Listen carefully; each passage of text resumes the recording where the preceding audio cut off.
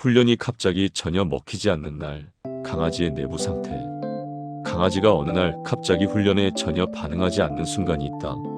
어제까지 잘하던 앉아, 기다려, 이리 와가 오늘은 아무 의미가 없어 보이는 날이다. 집사는 당황한다. 훈련이 부족했나? 내가 실수했나? 아니면 이 아이가 일부러 말을 안 듣는 걸까? 이때 대부분의 집사는 한 가지 공통된 착각을 한다. 훈련이 안 되는 이유를 의지나 태도에서 찾으려 한다는 점이다. 하지만 실제로 그 순간 강아지에게 벌어지고 있는 일은 전혀 다른 차원에서 진행되고 있다. 강아지는 사람처럼 하기 싫다는 판단으로 학습을 거부하지 않는다. 강아지의 뇌는 감정과 상태에 따라 학습 가능 여부가 자동으로 결정되는 구조를 가지고 있다. 즉, 훈련이 안 되는 날은 고집의 문제가 아니라 학습이 가능한 상태 자체가 존재하지 않는 날일 가능성이 높다. 이 차이를 이해하지 못하면 집사는 계속해서 잘못된 신호를 보내게 되고 강아지는 더 빠르게 학습 회로를 닫아버린다. 강아지의 뇌는 크게 세 가지 층위로 작동한다. 가장 바깥에는 환경을 즉각적으로 처리하는 감각 영역이 있고 그 아래에는 감정을 담당하는 영역이 있으며 가장 안쪽에는 학습과 기억을 담당하는 영역이 있다. 훈련이 잘 이루어질 때는 이 세 영역이 비교적 부드럽게 연결되어 있다. 주변 자극을 인식하고 감정을 안정적으로 유지한 채 새로운 행동을 받아들이는 흐름이 자연스럽게 이어진다. 하지만 이 연결고리는 생각보다 쉽게 끊어진다. 강아지가 피곤하거나 긴장했거나 예상치 못한 자극을 받은 상태라면 감정 영역이 먼저 반응한다. 이때 감정 영역은 학습 영역보다 훨씬 강한 우선권을 가진다. 불안, 흥분, 혼란 같은 감정이 일정 수준을 넘어서면 뇌는 자동으로 판단한다. 지금은 배울 때가 아니다. 이 판단은 의식적인 선택이 아니라 생존에 가까운 반응이다. 그 순간 학습 영역은 마치 전원이 꺼진 것처럼 기능을 멈춘다. 이 상태의 강아지는 겉으로 보기에는 가만히 있는 것처럼 보일 수 있다. 명령을 무시하는 것도 아니고 공격적인 행동을 하는 것도 아니다. 다만 반응이 없다. 시선이 흐릿해지고 귀의 각도가 미묘하게 뒤로 물러나며 몸의 긴장이 평소와 다르게 분산된다. 이때 집사가 같은 명령을 반복하거나 목소리를 높이거나 간식을 더 가까이 들이밀면 상황은 나아지지 않는다. 오히려 강아지의 뇌는 이 환경은 안전하지 않다는 신호를 더 강하게 받아들이게 된다. 중요한 점은 이 과정이 매우 빠르게 일어난다는 사실이다. 강아지가 훈련을 거부하는 것처럼 보이는 그 순간은 이미 몇 초 전부터 준비되어 있었다. 산책 중 쌓인 자극, 집안의 소음, 집사의 미묘한 감정 변화, 이전 훈련에서의 작은 실패, 경험들이 겹겹이 쌓여 어느 임계점을 넘었을 뿐이다. 집사는 지금 눈앞의 행동만 보지만 강아지는 이미 그 이전부터 상태가 바뀌어 있었다. 특히 많은 집사들이 놓치는 부분은 집사의 감정 상태다. 강아지는 집사의 말보다 먼저 몸의 변화를 읽는다. 호흡의 속도, 움직임의 리듬, 손의 긴장, 시선의 방향 같은 미세한 신호들이 강아지에게는 매우 선명하게 전달된다. 집사가 오늘은 꼭 훈련을 시켜야지라는 압박을 가지고 다가오는 순간 강아지는 이미 평소와 다른 분위기를 감지한다. 이때 강아지의 뇌는 학습 모드가 아니라 경계 모드로 전환되기 시작한다. 경계 모드에 들어간 강아지는 더 이상 새로운 정보를 받아들이지 않는다. 대신 주변을 스캔하고 자신의 몸 상태를 점검하며 상황이 어떻게 흘러갈지를 예측하려 한다. 이 상태에서 훈련을 시도하면 강아지는 명령을 이해하지 못하는 것이 아니라 이해할 여유 자체가 없는 상태가 된다. 그래서 훈련이 갑자기 전혀 먹히지 않는 날이 발생한다. 이 시점에서 집사가 흔히 하는 행동은 두 가지다. 하나는 더 강하게 밀어붙이는 것이고 다른 하나는 훈련 방식을 바꿔보는 것이다. 하지만 두 방법 모두 근본적인 해결책이 되지 않는 경우가 많다. 이유는 간단하다. 문제의 핵심이 방법이 아니라 상태이기 때문이다. 상태가 바뀌지 않으면 어떤 방법도 효과를 발휘하지 못한다. 강아지의 학습은 항상 조건부로 이루어진다. 배울 수 있는 상태, 받아들일 수 있는 감정, 안정적인 환경, 이 세 가지가 동시에 충족될 때만 새로운 행동이 저장된다. 이 중 하나라도 무너지면 학습은 일어나지 않는다. 특히 감정 상태는 다른 모든 조건을 압도한다. 감정이 불안정한 상태에서는 보상도, 칭찬도, 반복도 모두 공허한 자극이 된다. 여기서 중요한 사실 하나를 짚고 넘어가야 한다. 훈련이 안 되는 날이 반복된다고 해서 강아지가 훈련이 안 되는 아이가 되는 것은 아니다. 오히려 그 반대다. 이런 날이 있다는 것은 강아지가 환경과 감정에 민감하게 반응하는 정상적인 개체라는 증거일 수 있다. 문제는 이 신호를 어떻게 해석하느냐에 달려있다. 만약 집사가 이 신호를 무시하고 계속해서 훈련을 강행한다면 강아지는 학습 자체를 부정적인 경험으로 저장하게 된다. 그러면 다음 훈련에서는 더 빠르게 경계 모드로 전환된다. 반대로 집사가 이 신호를 알아보고 한 발 물러난다면 강아지는 이 사람은 내 상태를 존중한다는 기억을 쌓게 된다. 이 기억은 다음 학습의 토대가 된다. 훈련이 갑자기 안 되는 날은 실패의 날이 아니다. 오히려 강아지의 상태를 읽을 수 있는 중요한 기회다. 이 기회를 어떻게 사용하느냐에 따라 이후의 모든 훈련 방향이 달라진다. 지금 강아지에게 필요한 것은 더 많은 명령이 아니라 상태를 회복할 수 있는 시간과 공간일지도 모른다. 이 지점부터는 질문이 바뀌어야 한다. 왜 말을 안 듣지? 가 아니라 지금 이 아이는 어떤 상태에 있을까? 라는 질문이다. 이 질문을 던질 수 있는 집사만이 훈련이 무너지는 날을 관계가 깊어지는 날로 바꿀 수 있다. 그리고 바로 이 차이가 훈련이 계속해서 성장으로 이어지는 집사와 그렇지 않은 집사를 가른다. 그 이후 이어지는 흐름에서는 강아지가 학습을 차단하는 상태가 어떤 신호로 먼저 나타나는지, 그리고 집사가 그 신호를 어떻게 구분해야 하는지에 대해 더 깊이 들어가게 된다.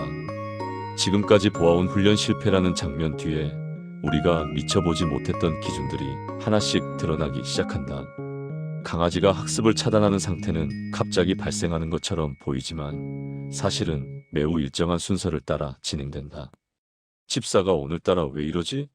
라고 느끼는 그 순간보다 훨씬 이전에 강아지의 몸과 뇌는 이미 여러 번의 신호를 보내고 있었다. 문제는 그 신호들이 너무 조용하고 너무 일상적이어서 대부분의 집사가 그것을 행동으로 인식하지 못한다는 점이다. 강아지는 상태가 흔들리기 시작할 때 가장 먼저 몸의 긴장도를 바꾼다. 이 변화는 겉으로 보기에는 거의 드러나지 않는다. 다리의 위치가 아주 미세하게 바뀌고 꼬리의 흔들림이 줄어들거나 불규칙해지며 몸의 중심이 앞쪽이나 뒤쪽으로 살짝 이동한다. 이때 강아지는 이미 내부적으로 판단을 시작하고 있다. 지금 이 환경에서 나는 얼마나 안전한가? 이 질문은 학습과는 무관해 보이지만 사실 학습의 출발점이다. 집사가 이 신호를 알아차리지 못한 채 훈련을 시작하면 강아지의 뇌는 감정 영역의 활동을 조금씩 높인다. 감정 영역은 학습 영역보다 훨씬 빠르게 반응하며 위협 가능성을 기준으로 상황을 평가한다. 이 단계에서 강아지는 명령을 무시하지 않는다. 다만 명령을 처리하지 않을 뿐이다. 귀는 열려있지만 정보는 저장되지 않는다. 이 미묘한 차이를 이해하지 못하면 집사는 듣고도 안 한다고 느끼게 된다. 강아지가 다음으로 보이는 신호는 시선의 변화다. 평소에는 집사의 얼굴이나 손을 자연스럽게 따라가던 시선이 이때부터는 특정 지점을 고정하거나 반대로 지나치게 분산된다. 바닥의 한 점, 벽의 그림자, 문틈 같은 곳에 시선이 머무는 경우가 많다. 이것은 주의가 산만해진 것이 아니라 내부 자극을 처리하기 위해 외부 자극을 차단하려는 반응이다. 즉, 강아지는 이미 학습보다 상태 관리에 에너지를 쓰고 있다. 이 지점에서 집사가 가장 자주 하는 실수가 있다. 바로 명령의 강도를 높이는 것이다. 목소리를 또렷하게 하거나 손짓을 크게 하거나 간식을 더 눈앞으로 들이민다. 하지만 이 행동은 강아지의 감정 영역에 또 하나의 자극을 추가할 뿐이다. 강아지의 뇌는 상황이 더 복잡해지고 있다고 판단하고 학습 영역을 더 깊이 닫아버린다. 이때부터는 아무리 반복해도 반응이 돌아오지 않는다. 중요한 사실은 강아지가 이 단계에 들어갔을 때는 이미 훈련을 중단하는 것이 가장 빠른 해결책이라는 점이다. 그러나 대부분의 집사는 여기서 멈추지 못한다. 이유는 간단하다.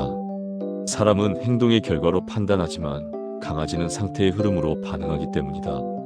집사는 아직 시작도 안 했는데 왜 안 되지? 라고 생각하지만 강아지에게는 이미 여러 단계가 진행된 뒤다.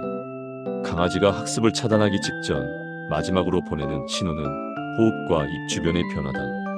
입을 살짝 벌린 채 혀를 내밀었다가 다시 넣거나 하품을 하거나 코를 핥는 행동이 반복된다.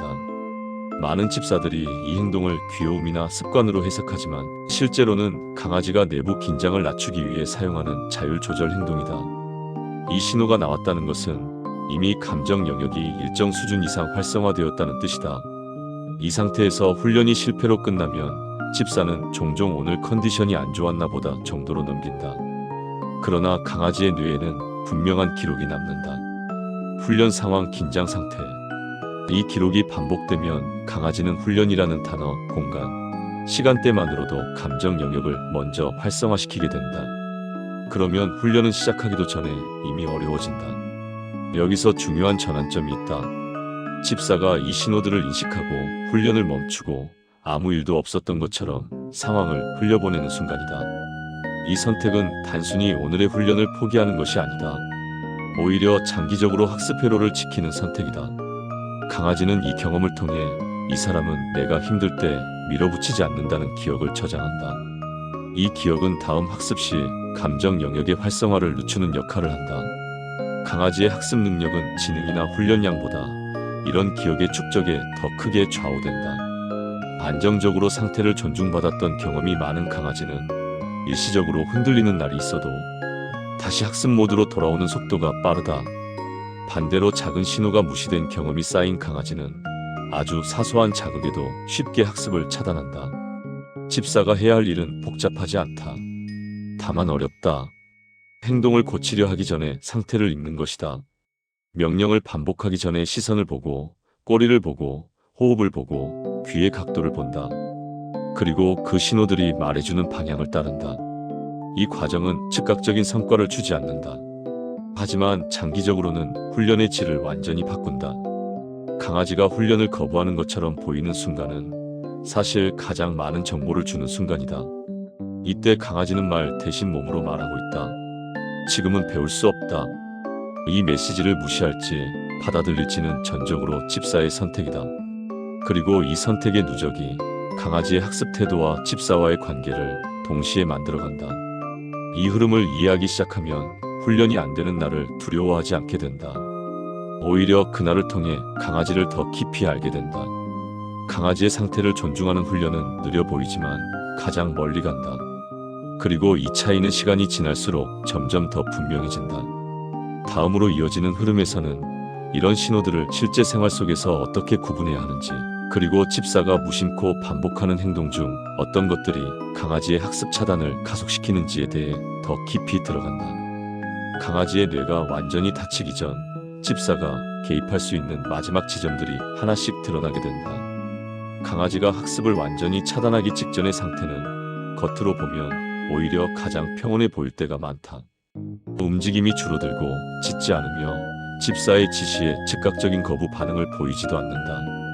이 침묵은 수능이 아니라 정지에 가깝다. 강아지는 더 이상 상황을 바꾸려 하지 않고 그저 자극이 지나가기를 기다린다. 많은 집사들이 이 순간을 이제 좀 차분해졌네라고 해석하지만 실제로는 학습 회로가 가장 깊게 닫혀있는 구간이다. 이 상태에서 강아지는 외부 자극을 최소한으로만 처리한다.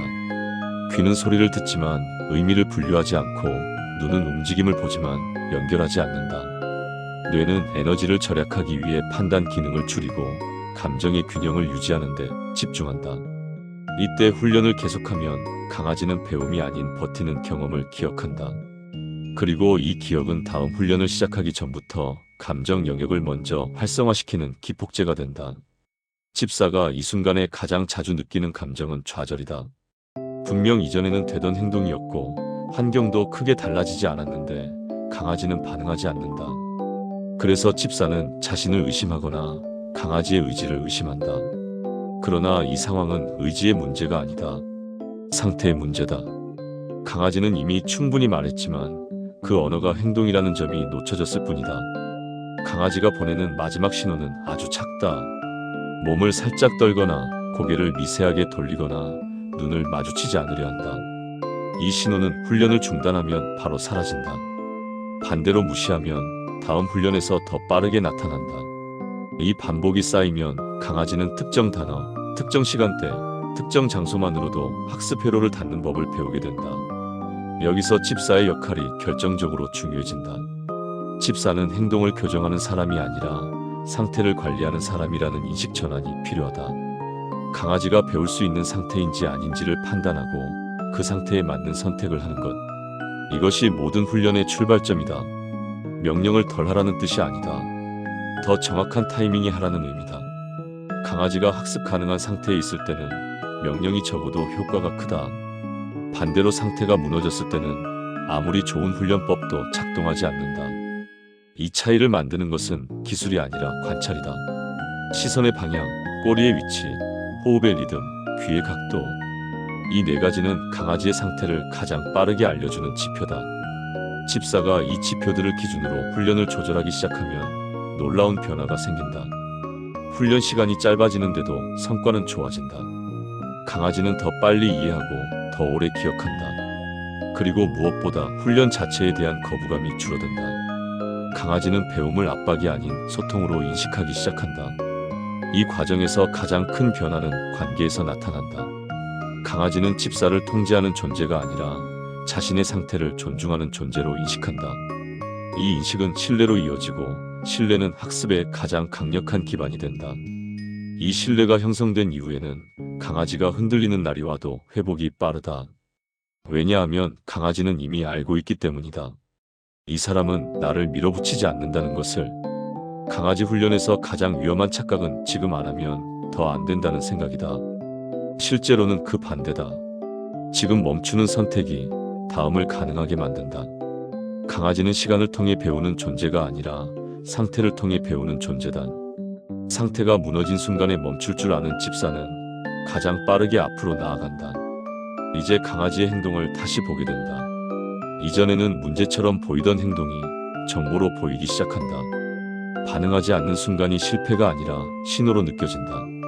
이 인식의 변화가 집사와 강아지의 관계를 근본적으로 바꾼다. 훈련은 싸움이 아니라 조율이 된다. 강아지가 학습을 차단하는 순간은 사실 집사에게 가장 많은 힌트를 주는 순간이다. 그 힌트를 읽을 수 있는지 없는지가 모든 차이를 만든다. 강아지는 이미 충분히 말하고 있다. 다만 그 언어가 소리가 아니라 몸이라는 점만 기억하면 된다. 이 이해가 쌓이면 훈련은 더 이상 두렵지 않다. 실패처럼 보이는 날도 관계를 쌓는 날이 된다. 그리고 그 누적이 결국 가장 안정적인 학습으로 이어진다. 강아지가 배울 준비가 되었을 때 집사는 이미 그 자리에 서 있게 된다. 이 영상은 강아지 행동 변화와 학습 차단 신호를 깊이 있게 분석한 완결형 롱폼 콘텐츠입니다. 강아지의 작은 행동 하나가 관계와 학습 전체를 바꿀 수 있습니다. 이 분석이 도움이 되었다면 구독과 좋아요, 알림 설정으로 함께 해주세요. 여러분의 참여는 다음 콘텐츠 제작에 가장 큰 힘이 됩니다.